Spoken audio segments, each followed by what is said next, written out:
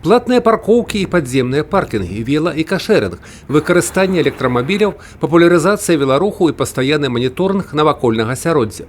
Тое, што сёння стала звыклым у многіх гарадах Европы, у хуткім часе павінна з'явіцца і ў Беларусі.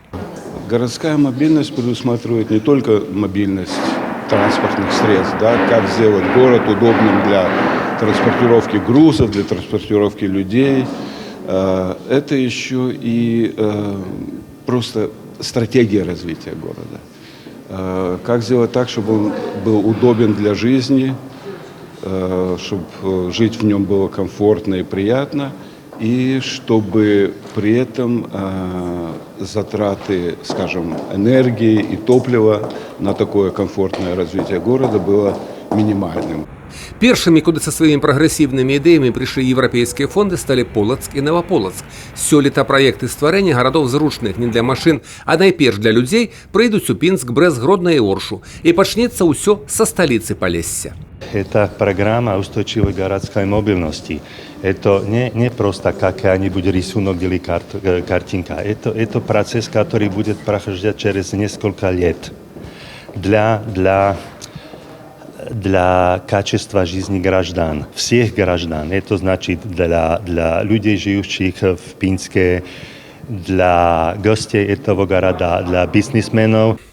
Па словах экспертаў, менавіта Пінск і Брэст для ўдзелу ў праекце былі абраны невыпадкова.